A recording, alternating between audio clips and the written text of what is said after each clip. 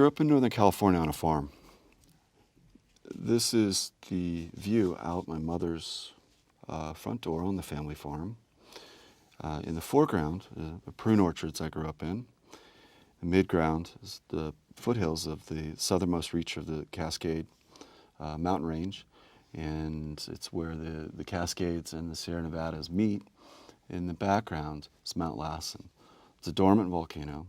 Some sulfur works and other volcanic activity still occur there, but this is what I looked at every morning when I would leave the house and to get on the bus for school.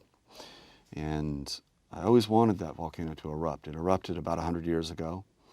It was a very spectacular eruption. It's on all the geology books, and I wanted it to erupt. Can't tell you why, but it's something I've been working towards for the last 40 years. This is one of our orchards as it's being irrigated. And standing at the edge of these orchards, where it meets the valley floor, which rises up to the foothills, I was always aware of the highly manipulated nature I grew up in, the orchard, versus nature as it had been for hundreds of thousands of years. And I felt that there was a pressure or a density, or at least a membrane, as it were, or some threshold that existed between the highly manipulated landscape of the farm and the unmanipulated landscape found in nature. And this has been a driving force in my work. I moved to Las Vegas in 2001 to teach at the University of Nevada. 3 to 4 times a year we would drive, my wife and I would drive through central Nevada and to go to the farm in Northern California. We would drive by this sand dune. This is an Magusis sand dune complex in central Nevada. In the background is the very eastern reach of the Sierra Nevadas. It's the foothills. Behind where I'm standing is the test site. It's where the U.S. government tested all their nuclear weapons above and below ground. So conceptually, there's a density here. This amazing example of this sand dune, the blue sky, the mountains beyond, and then the intensity of the test site behind me. And I couldn't stop looking at the sand dune every time we would pass by it. I would get out and stand at the edge of the highway. Finally, my wife asked, probably the 10th time I did this, "What are we doing?" I said, "You can't photograph this. You can't paint it. There's no way to bring this." And I said, "This is what, to me, for there was some way to capture this, just as the painters did in the 19th century. That's what I'm looking for. I think this is a sublime." She said, "I think you need to make your own sand dune then." I went back to the university, bought some sand, 2 bags of sand from a home improvement store, dumped them out on a board, put a fan across from them, let it sit for a week. It began to look like a sand dune, but it didn't have the articulation. And after some research, I realized this sand will never know how to be a sand dune. It's been manufactured, it's been crushed to a specific size, grain size. What I needed to do was to go out and get real sand that knew how to be a sand dune. And to that end, I went and collected 10,000 pounds of sand by hand off of a dune complex that was part of the Amargosa Valley. And I collected this in 5-gallon buckets. Then I found a person who was crazy enough that had a gallery in Los Angeles to allow me to bring in 10,000 pounds of sand and my fans to build a sand dune. The shape that we see in this image is a barken dune. It's a pure form in nature. Very few of them exist because it requires the wind direction to never change. So the purity of this shape was something I was really attracted to. Around this time I started thinking about what other geologic features could I replicate in the gallery. And this is satellite image of San Andreas Fault down near the Mojave Desert. I'm interested in this very active, again, this place where these two things there's a contact between them.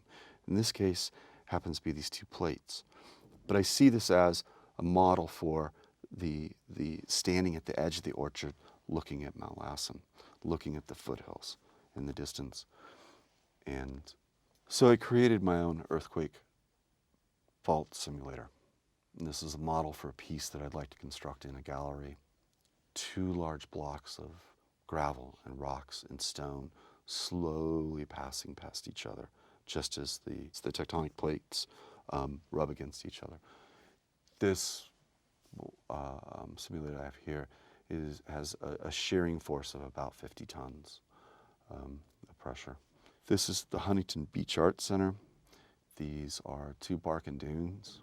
This sand was taken from the Huntington Beach, physically off the beach. In this case, there's 2 bark and dunes here. They're known as solitons, these single shapes that move. But the way it occurs in nature, and they see this in Peru, they also see it on Mars, that the smaller dune, because there's less sand in it, actually will, as these things migrate, because these sand dunes do migrate, sand from the windward side is pushed over to the slip face, and these things do slowly move. And if you time-lapse photo of this phenomena, you would see these small dunes, and they seemingly pass through the larger dune. And I took this to mean, to be a metaphor for many things. For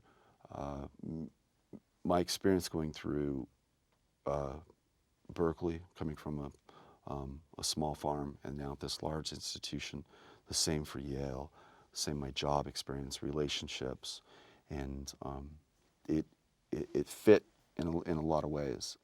We had an iron pour my second year here at Syracuse. Cast iron pour as part of our art program, and it's a blast furnace. And as the iron melts in there, the scrap iron melts in this furnace, the impurities float to the top of the bath of iron, the pool of iron that collects in the bottom of the furnace, and it comes out these holes and drips off to the side. I found this, what looked to me like a perfect lava flow of this black glass-like substance. And I carried that into my office, and for 2 weeks, I researched lava. After this 2 weeks of intense research, I looked on the Earth Science website, SU's Earth Science website, and looked at what the faculty, what their specialties were. And that's how I came to find Jeff Carson. I think at first he thought I was crazy. Then he thought I was crazy and could do what I was talking about, which was making lava. And we had the equipment, and I had to know how to do it. And I went to Jeff to ask, what material and where would I get it? I want it to be real lava, that a geologist or volcanologist would verify this is real lava. I believe it was on January 22nd, 2010, using a smaller furnace that we have in the building for aluminum and bronze pours, we poured our first lava at Syracuse University. It's rare that you are there at the birth of something. And I closely associate this with the birth of my 2 sons. In this image, I have 4 undergraduate students, and my colleague has his back to us. And my main assistant here is standing to the left with the white helmet on, Noah House Connect, and has the control that is going to lift this crucible filled with our first heat of lava out of the furnace. We melted about 70 pounds of rock. It's just an amazing event. Here we are at one of our pours. I think this was after that initial pull of lava, pouring lava on just about anything you could think of. Poured it on steel, we poured it on wood, we poured it on rock, we poured it between 2 pieces of steel down into a hole, poured it on dry ice, poured it on ice.